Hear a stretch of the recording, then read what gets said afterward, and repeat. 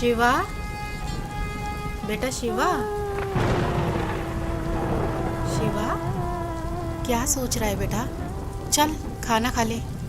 माँ, पापा शराब पीना कब छोड़ेंगे? तू टेंशन क्यों लेता है बेटा, मैं हूं ना। लगता है मुझे पढ़ाई छोड़नी पड़ेगी। क्यों, क्या हुआ? हुआ क्या माँ, स्कूल की फीस कभी टाइम पर पहुंचती नहीं। इस बात के लिए मुझे टीचर की भी सुननी पड़ती है।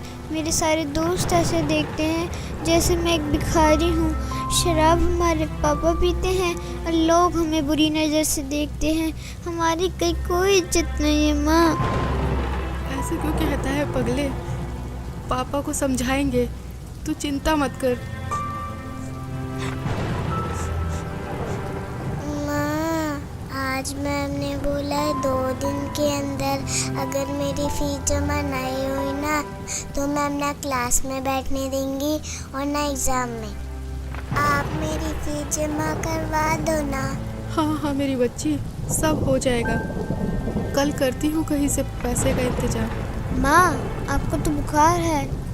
अरे कुछ नहीं, वो खाना बनाया था ना तो आग की तपन से शरीर गर्म हो गया है। आओ खाना खा लो।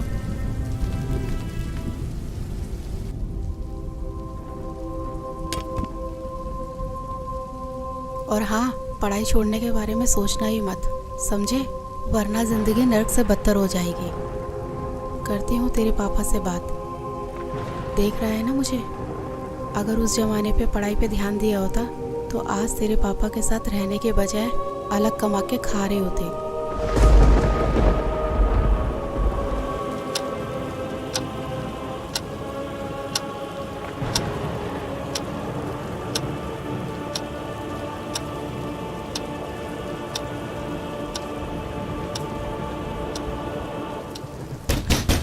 खोल साले, दरवाजा खोल। खोल साले, दरवाजा खोल। अबे कहाँ मर गई साली? खोल साले। इनका तो रोज रोज का ड्रामा हो गया। आज तो दरवाजा खोलूंगी ही नहीं। खोल नहीं तो तोड़ दूंगा इसको। खोल साले, दरवाजा खोल। अबे तोड़ दूंगा इसको साली, दरवाजा खोल। कहाँ मर गई साली?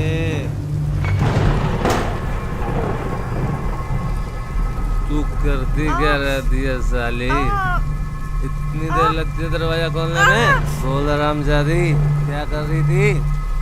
देखो मेरी बात सुनो, आप रोज रोज पी कर आते हो, बच्चे भी डर जाते हैं।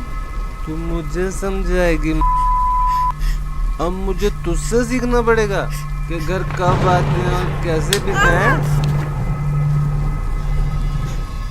तू मुझे समझाएगी साली?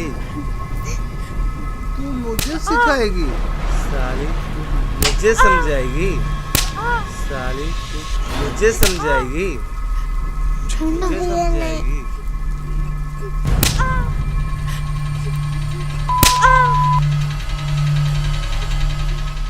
मुझे समझाएगी? पापा मत मारो ना माँ को, पहले से बीमार है। तेरी इतनी मजाल, तू मुझे रोकेगा? हैं? देख क्या रहा है? देख क्या रहा है? मत मारो। चल हट।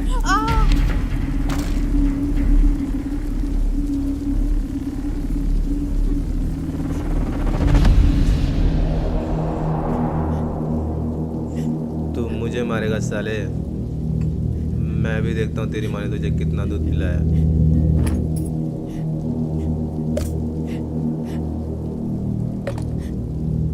आजा मार, मार साले, मार।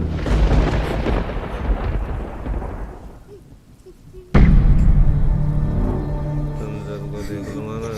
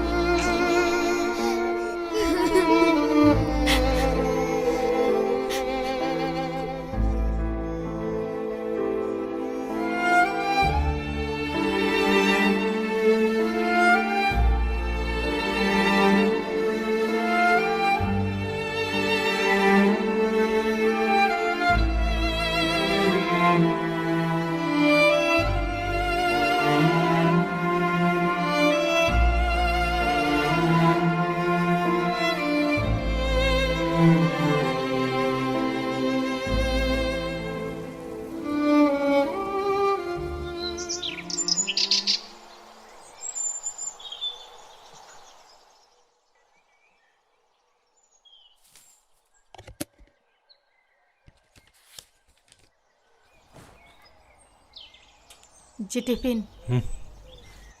सुनो,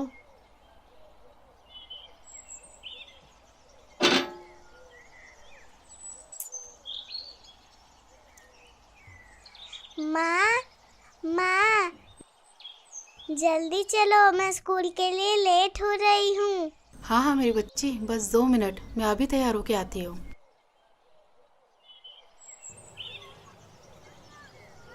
शिवा बेटा, तू आराम कर, मैं राधिका को स्कूल छोड़ के आती हूँ। ठीक है माँ।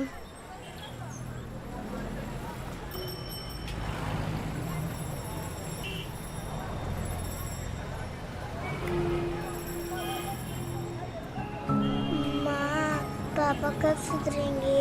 उन्होंने रात में भैया को बहुत मारा है ना।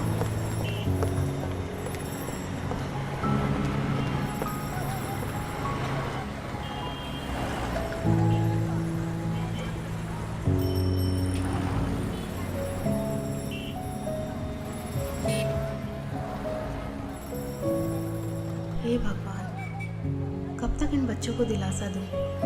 मेरे होते हुए मेरे बच्चे नर्क जैसे जिंदगी जी रहे हैं। इससे अच्छा तो हम मर जाते, वो बेहतर होता। कम से कम रोज रोज की मार पिटाई और समाज में जलील होना तो बंद होगा।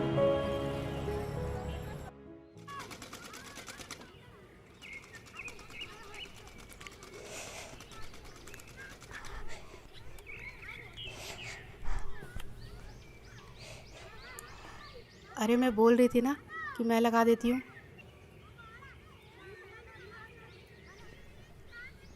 ला, मुझे दे।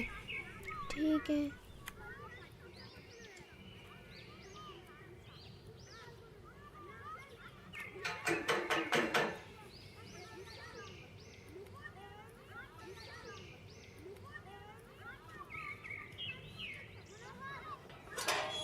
अरे नीलम दीदी, आइए आइए। और पुष्पा बहन, ठीक हो आप? बस दीदी, कट ही रही है। अच्छा, सूट सिल दिया मेरा? बस दीदी, वो आप ही का सूट सिल रही थी। अरे शिवा बेटा स्कूल नहीं गए आज? आंटी अरे वो कुछ नहीं, इसकी तबीयत खराब थी ना, तो इसलिए आज इसकी छुट्टी करा दी। अच्छा अच्छा पुष्पा, कल भाई साहब फिर शराब पी के आए थे क्या? रात को अब सबके चिल्लाने की आवाजें हमारे घर तक जा रही थी। क्या करे दीदी, पिछले जन्मों में कुछ पाप किए हुए हैं तो वो इस जन्म में भोगने ही पड़ेंगे। नहीं पुष्पा बहन, ऐसा नहीं है। मैंने आपको कितनी बार समझाया है, पूर्ण परमात्मा पाप कर्म दंड का भी नाश कर देते हैं। यहाँ तो पाप कर्म भोगते भोगते जिंदगी का ही नाश हो गया है, बस अब और नहीं। क्या मतलब? मतलब क्या है दीदी, इन्होंने सुधरना तो है नहीं, निकल जाऊंगी अपने बच्चों को लेकर, और क्या। कैसी बातें कर रही हो? ये तो समस्याओं का हल निकालने के बजाय उनसे दूर भागना हुआ। जब से इनके बिजनेस में घाटा हुआ है, इन्होंने तो घर का पूरा हुलिया ही बदल दिया है। रोज डेली शराब पी कर आते हैं और सारा गुस्सा हम पर उतारते हैं। हल निकालते निकालते मैं थक चुकी हूँ, बस अब और नहीं सह सकती। मेरे पास अब 2 ही रास्ते बचे हैं, या तो घर छोड़ के चली जाऊँ, नहीं तो फिर मैं आत्महत्या कर लूँ। नहीं पुष्पा, ये बिल्कुल गलत है, और आत्महत्या तो महापाप है। पुष्पा, अगर इस नरक भरी जिंदगी से निकलना चाहती हो तो उसका एक ही रास्ता है, जिसके बारे में मैं तुम्हें बार बार समझाती हूँ। तुम बस एक बार संत रामपाल जी महाराज जी से नाम दीक्षा ले लो, फिर देखना तुम्हारा जीवन कितना सुखमय हो जाएगा। एक सच्चे संत के पास हर समस्याओं का समाधान होता है। अच्छा मजाक करती हो दीदी, भला नाम दीक्षा लेने से भी इनका कुछ हो सकता है क्या? कितनी तो हमने झाड़ फूक करवा ली, कितने इनको नशा मुक्ति केंद्र में भेज लिया, और ना जाने कितनी इनको दवाइयाँ मैंने खाने में मिला कर दी, पर इनका नशा नहीं छूटा। और हाँ, आप बोल रहे हो कि गुरु बनाकर भक्ति करने से सब ठीक हो जाएगा, तो आपको बता दूं कि हमने काफ़ी गुरु बनाकर भी देखे हैं, पर इनका नशा छूटने के बजाय और बढ़ गया है, तो इन गुरुओं से भी कोई फायदा नहीं है। हाँ बिल्कुल सही कह रही हो पुष्पा बहन, लेकिन मैंने कहा ना, एक सच्चे संत से ही नाम दीक्षा लो, क्योंकि एक सच्चा संत आपके सभी दुखों को दूर कर सकता है। और संत रामपाल जी महाराज जी तो पूरे विश्व में एकमात्र ऐसे संत हैं जो शास्त्रों के अनुसार सत्य भक्ति बता रहे हैं, जिसके करने से राक्षस भी देवता बन जाते हैं। दीदी, मैं पहले से ही दुखी हूँ। मैं पैसे कहाँ से लाऊंगी गुरुओं के पास जाने के लिए? और आपको तो पता ही है कि घर की हालत कैसी है और इसके पापा कितनी शराब पीते हैं। मैं सब जानती हूँ, मैंने भी ये नरक भोगा है। पुष्पा बहन, क्या तुम भूल गई जब मेरे पति शराब पीते थे, वो घर के अंदर होते थे, मैं बच्चों को लेके बाहर रात गुजारती थी। जो भी हाथ में आता था वो सब कुछ बेच देते थे। हमें पीटना उनका रोज का काम था। लेकिन हाँ, जब मैंने संत रामपाल जी महाराज जी से नाम दीक्षा ली तो आज मुझे देखो, मैं अपने घर में सुख और शांति से रह रही हूँ। अब मुझे किसी तरह की कोई परेशानी नहीं है। मेरे पति ने शराब पीनी छोड़ दी और परमात्मा की दया से उनकी नौकरी लग गई। और हाँ, पैसों की चिंता मत करो, संत रामपाल जी महाराज जी के आश्रम में किसी तरह का कोई पैसा नहीं लगता। अच्छा। हाँ बिल्कुल। हाँ दीदी, सही कह रहे हो। आपकी पहले क्या हालत थी ये तो मैं अच्छे से जानती हूँ। तो फिर जब संत रामपाल जी महाराज जी से नाम दीक्षा लेने के बाद मेरे पति का नशा छूट सकता है तो भाई साहब का नशा भी गारंटी से छूटेगा। पता नहीं दीदी, वो दिन कब आएगा। मेरी बात मानो, कल मेरे साथ सत्संग में चलो, वहाँ से नाम दीक्षा ले लो, फिर देखना आपके पति की नशा करने की आदत भी छूट जाएगी और आपके घर की आर्थिक स्थिति भी ठीक हो जाएगी। जी ठीक है दीदी, कल संत रामपाल जी महाराज के सत्संग में भी चल के देख लेती हूँ। जहाँ इतना सब कुछ कर लिया तो इतना और सही। जी ठीक है जी। अगले दिन पुष्पा नीलम के साथ सत्संग में तो चली जाती है, लेकिन उसको नहीं मालूम था कि इस बारे में रमेश को भी पता चल जाएगा।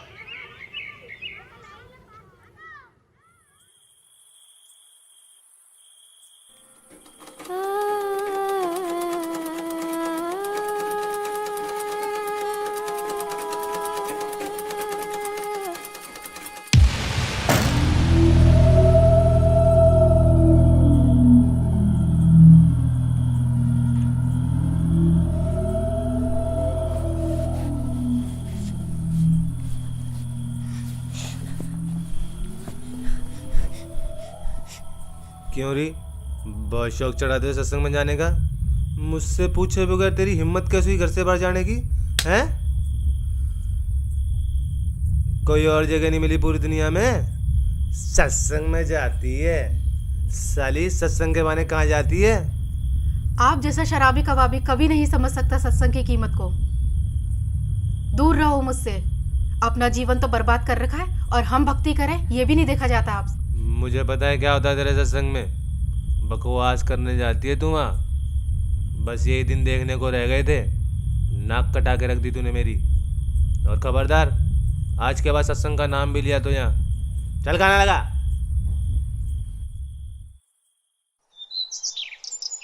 रमेश सत्संग को बहुत बुरी जगह मानता था, लेकिन कुछ दिन बाद जब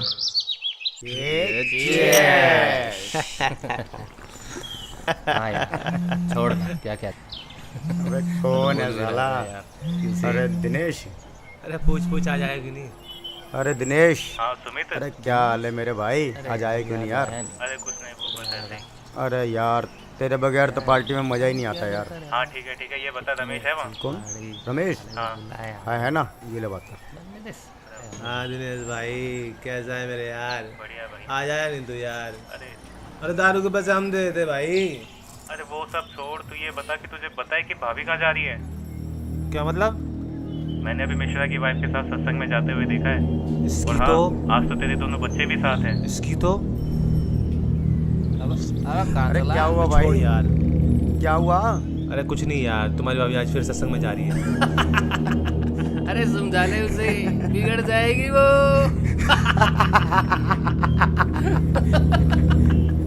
हाँ भाई छोड़ यार, आकर बात करता हूँ यार। अपने दोस्तों के सामने हुई इस बेइज्जती को रमेश सहन नहीं कर सका और गुस्से में आग बबूला होकर वहां से निकल गया।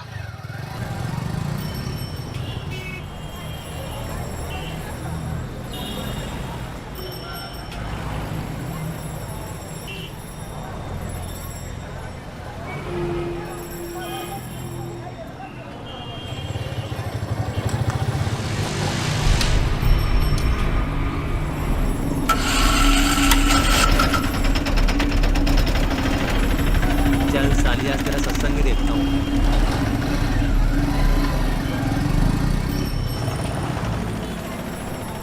पुष्पा, बहुत अच्छा किया, इन बच्चों को भी ले आए। इन बच्चों को बचपन से ही परमात्मा की सही भक्ति का ज्ञान हो जाएगा। हाँ, आज छुट्टी थी ना इनकी, और इनके पापा भी सुबह सुबह कहीं अपने दोस्तों के साथ निकल गए, तो सोचा इन बच्चों को भी साथ ले चलो। बहुत अच्छा किया।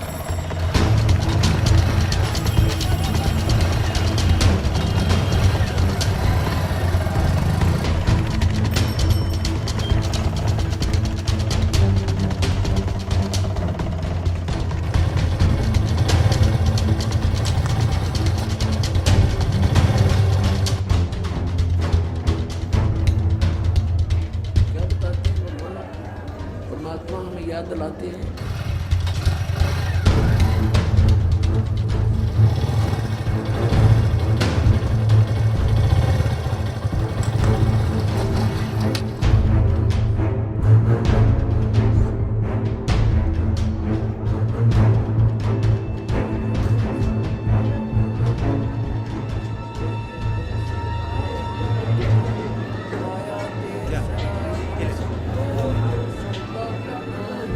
तीन लोक और पवन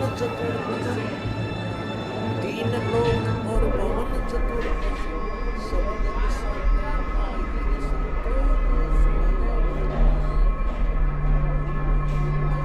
दुगने तिगने किए चौगने, दुगने तिगने किए चौगने, किन मूल गवाई रे संतो यो सौदा फिर नाही, यो सौदा फिर नाही रे संतो ये सौदा फिर नाही।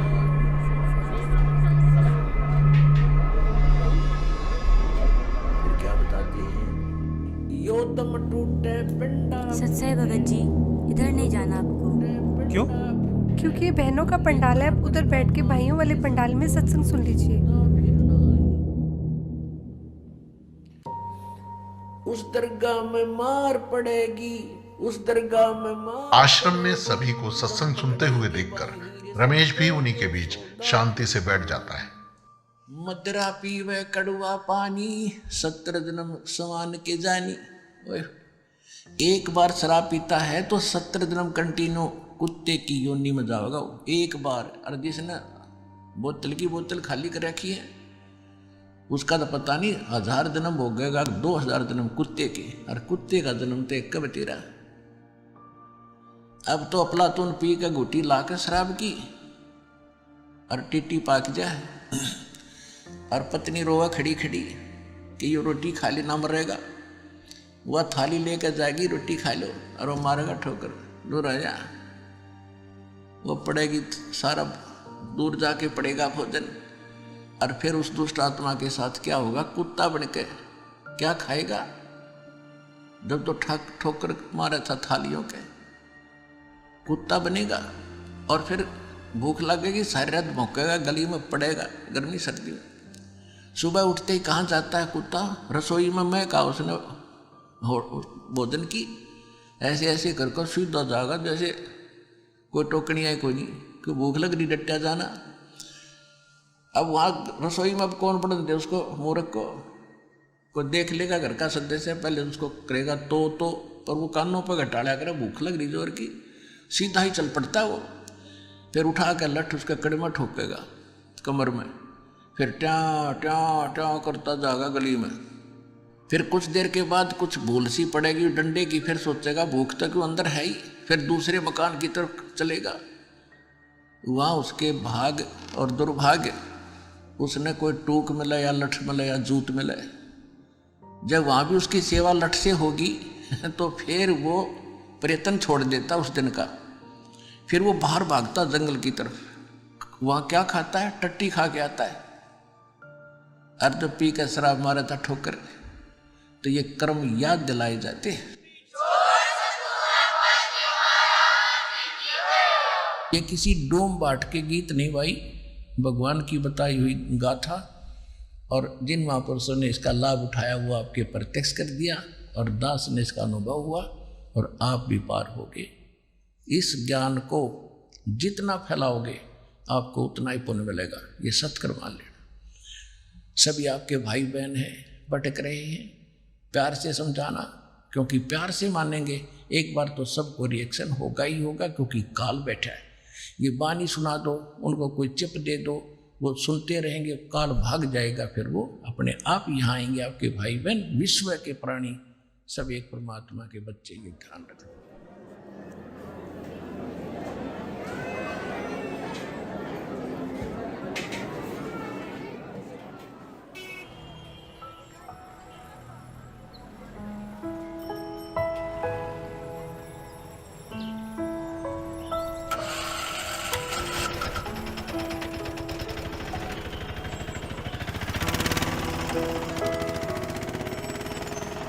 और राधिका बेटा, आपको सत्संग में जाना कैसा लगा? मुझे तो बहुत अच्छा लगा आंटी। और शिवा बेटा, आपको कैसा लगा? आंटी जी, सत्संग में जाना तो मुझे भी अच्छा लगा। अब डर है कि पापा पिटाई ना करे। बस दीदी, अब तो परमात्मा ही दया करेंगे।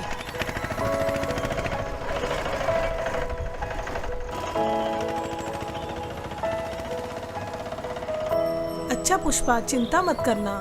सत साहेब जी। अच्छा बच्चों, सत साहेब।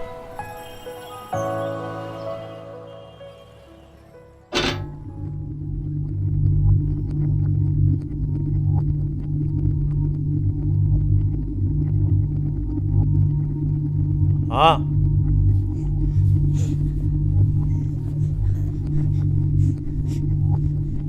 कहाँ गए थे तुम? जी वो यहीं बस वो चुप कर। कहाँ लगा? पता नहीं कहाँ घूमती रहती है। जी ठीक है, लगाती हूँ।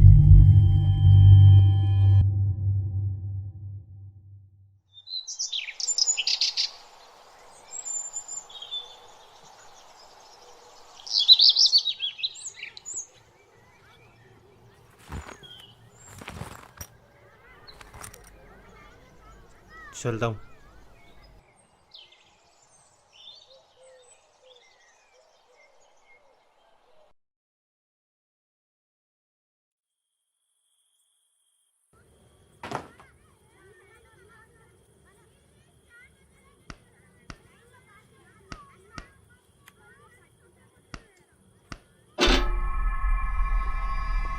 माँ,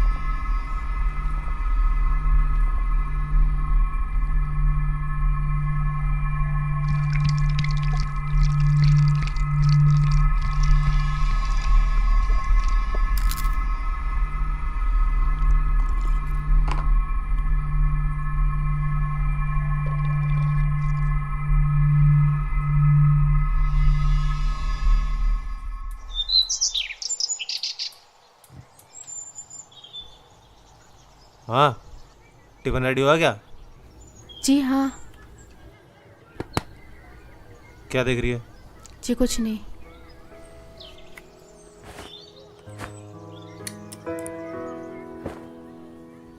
बच्चों की फीस जमा कराई क्या? जी नहीं, वो अभी नहीं। ये ले पैसे, बच्चों की फीस जमा करा दियो।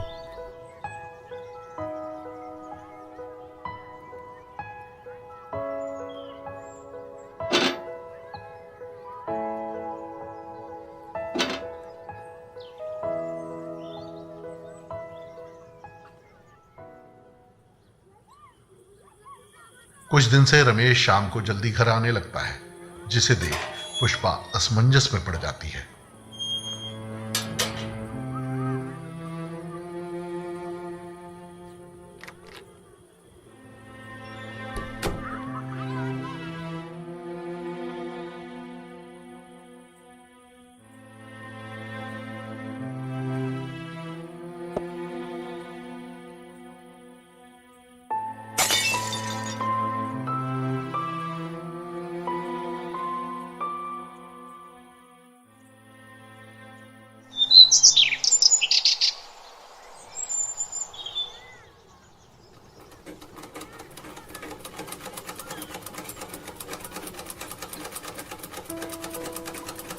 माँ, पापा आजकल दारू घर पर लाकर क्यों पीने लगे?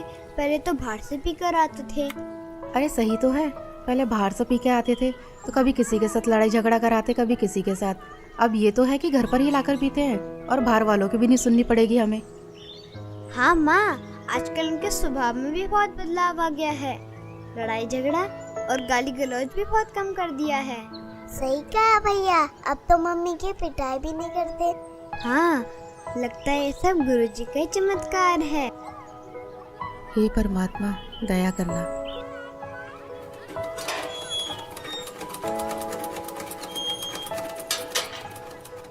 अरे नीलम दीदी, आइए आइए।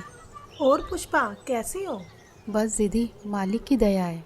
अच्छा पुष्पा, मैं ये बताने आई थी, कल सत्संग है आश्रम में, क्या आप चलोगे? नहीं दीदी, कल तो इनके पापा की छुट्टी है तो नहीं हो पाएगा। कोई नहीं। हाँ, अगर पिछली बार की तरह इनका बाहर जाना हुआ तो चल पड़ेंगे। जी मालिक ही दया करेंगे। अच्छा बहन, चलती हूँ। सत साहेब। सत साहेब।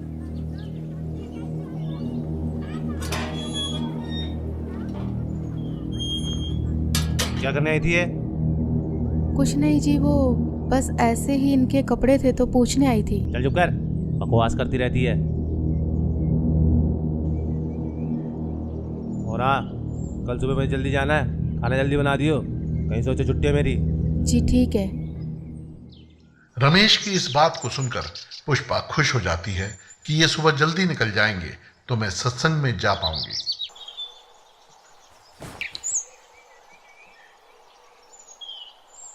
अच्छा ठीक है, मैं जा रहा हूँ। ठीक है जी।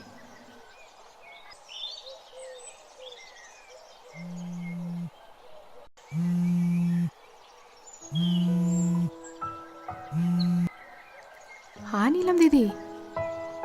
जी दीदी। हाँ दीदी, मैं 5 मिनट में तैयार होके आती हूँ। जी जी जी जी। माँ, हमें भी ले चलो ना सत्संग में। हाँ माँ, हाँ बहुत अच्छा लगता है। ठीक है मेरे बच्चों, तुम्हें भी लेके चलती हूँ, चलो।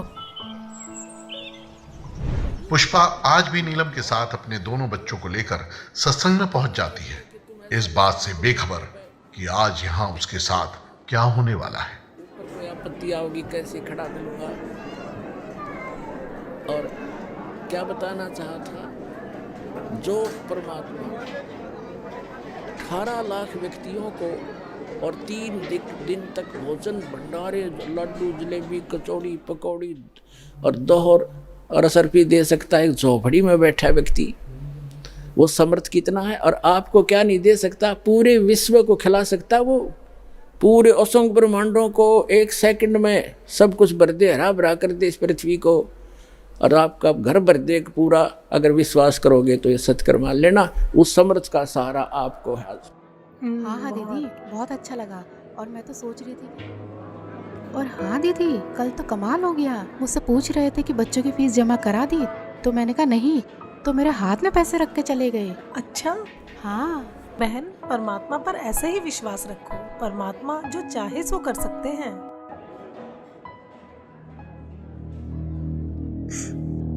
पापा, पापा, माँ, हाँ बेटा। पापा। अरे पुष्पा जाओ। नहीं दीदी, मैं नहीं जा रही। जाओ जाओ। ठीक है, जाती हूँ।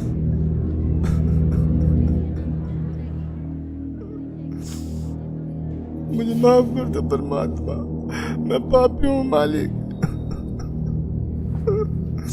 क्या हुआ जी?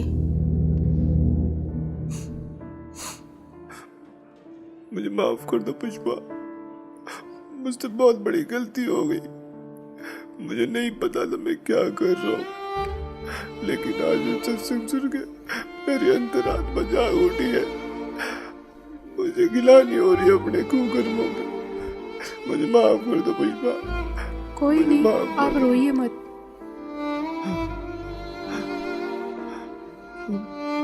शिवा बेटा, मुझे माफ कर दे बेटा।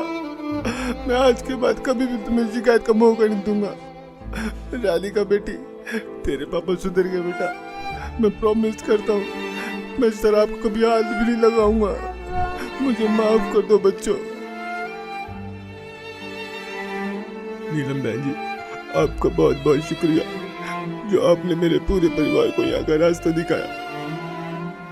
कोई बात नहीं रमेश भैया, लेकिन एक बात बताओ, आपको ये ज्ञान कैसे समझ आया? पिछली बार जब आप पुष्पा और दोनों बच्चों को यहाँ पर लेकर आए थे ना, तब मैं यहाँ आया था। उस दिन मैं आप लोगों के पीछे पीछे यहाँ तक आया था, ये सोच के कि यहाँ कुछ गलत काम होते होंगे तो इन लोगों को रंगे हाथ पकड़ूंगा। लेकिन मैं गलत था, क्योंकि सत्संग में जो बातें बताई गई उसे सुनकर तो मेरा दिमाग ही घूम गया, जिसके बाद मैं किसी को बगैर बताए यहाँ से निकल गया और आश्रम से जीने की राह पुस्तक भी ले गया। बस इस ज्ञान को मैं अच्छे से समझना चाह रहा था कि आखिर सच्चाई क्या है। मैंने घर जाते बुक को पढ़ना शुरू किया और टीवी पर जो संत रामपाल जी महाराज जी का सत्संग आता है उसे सुनने लगा। मैं ये बिल्कुल भी नहीं चाहता था कि पुष्पा और दोनों बच्चों को ये पता चले कि मैं संत रामपाल जी महाराज जी का सत्संग सुनता हूँ। मानो एक रूटीन सा बन गया हो कि शाम को घर आकर दारू पीता था और सामने सत्संग भी चला देता था। जीवन वो कोढ़ से दुख होता हो, कुष्ठ से, इतना कष्ट आपको माँ के गर्भ में उस पीरियड में हो जाता है। तो उस समय ये परमात्मा से बार बार प्रार्थना करता है, हे प्रभु, हे मालिक, एक बार इस नरक से निकाल दो। वहाँ इसको याद भी होता है कि तू ये कष्ट किस लिए भोग रहा है। उसको याद होता है उसमें कि मैंने पहले बहुत से मनुष्य जन्म प्राप्त किए, साधना की नहीं, और जिस कारण से 84 लाख योनियां भी भोगी, कुत्ते गधे सुअर के जीवन उसको खूब याद आते हैं। फिल्म चलती रहती है उसकी। तो फिर ये कहता, भगवान एक बार इस नरक से निकाल दो, सदा आपको याद करूँगा, परम संत की खोज करूँगा जैसा कि आपने बता रखा है, और सत साधना करूँगा भगवान, केवल अपने पेट के लिए कार्य भी करूँगा लेकिन आपकी याद नहीं भूलूँगा। अब परमात्मा कहते हैं बाहर आ जाता है प्राणी और आते ही सबसे पहले भगवान भूलता है, बाकी सारी बकवाद याद कर लेता है। शराब पीनी, मांस खानी, सिनेमा देखना और 36 फंड, बड़ी कोठी कार बनानी। तो कहते भगवान बोल कर सब कुछ याद कर लेता है ये। फिर परमात्मा ही याद दिलाने आते हैं उसको। सत्संग सुनते सुनते मुझे कुछ ज्ञान भी होने लगा और दारू से तो मुझे नफरत सी हो गई थी।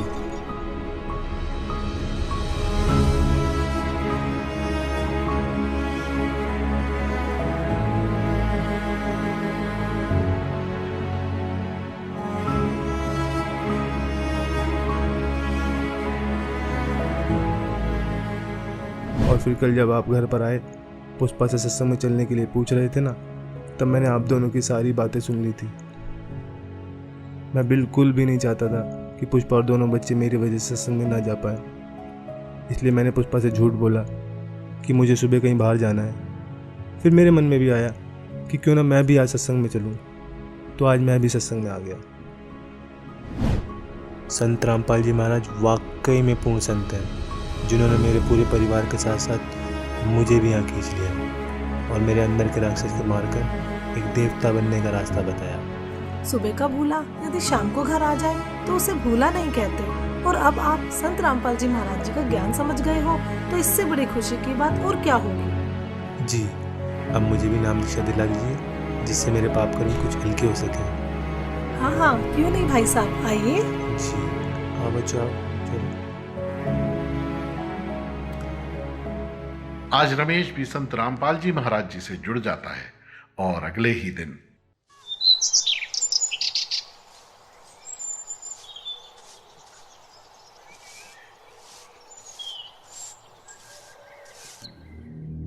ये क्या कर रहे हो आप? कल तो आप कह रहे थे कि आज के बाद शराब नहीं पीऊंगा।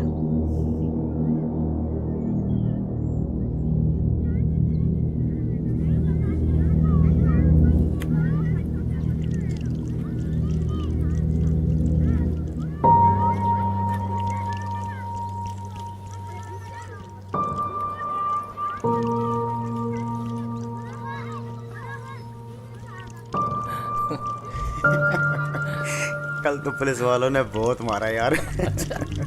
अबे देख देख। अबे रमेश, ये क्या कर रहा है यार तू? पागल हो गया क्या? क्यों? अबे इतनी महंगी दारू तू नाली में गिरा रहा है। भाई मैं पागल हुआ नहीं हूँ, पागल था, लेकिन अब मैंने संत रामपाल जी महाराज जी से नाम उपदेश ले लिया है। और मुझे अब ये ज्ञान भी हो गया है कि इसे पीने के बाद कितना पाप लगता है। सोचो एक आकर बिल्ली आज को चली। हाँ यही समझ लो। अबे तो गिराने से क्या फायदा, हमें दे दे। भाई जब मुझे ज्ञान नहीं था ना तब तक मैंने तुम्हें खूब पिलाई, लेकिन अब मुझे ये भी पता चल गया है कि ये चीज़ मैं किसी को पीने के लिए भी दूंगा ना तो भी मैं पाप का भागी बनूंगा। तो ये जहर मैं अब किसी को भी नहीं दे सकता। चल यार, ये तो बाबा बन गया है। अंकल जी यही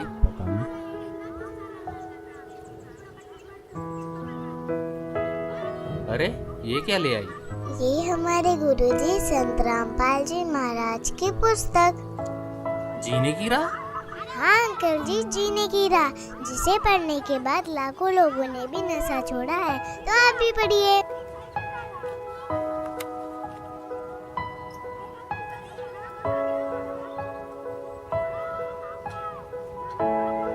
हाँ राधिका बेटा, आपने बोला है तो हम जरूर पढ़ेंगे। अच्छा तो बोलो फिर। बंदी छोड़ सतगुरु रामपाल जी महाराज की जय हो।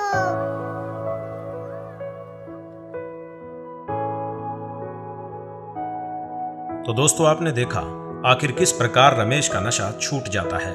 संत रामपाल जी से जुड़कर लाखों लोगों ने अपना नशा छोड़ा है। संत रामपाल जी ही पूरे विश्व में एकमात्र ऐसे संत हैं जिनके लाखों फॉलोअर्स हैं, जिनमें से कोई भी नशे पते को हाथ तक नहीं लगाता। उनका मिशन है कि पूरे विश्व से नशे को खत्म कर सबको सत भक्ति मार्ग पर लगाना, ताकि आप और हम सभी मनुष्यधारी जीवों का यह मनुष्य जीवन सफल हो जाए। धन्यवाद।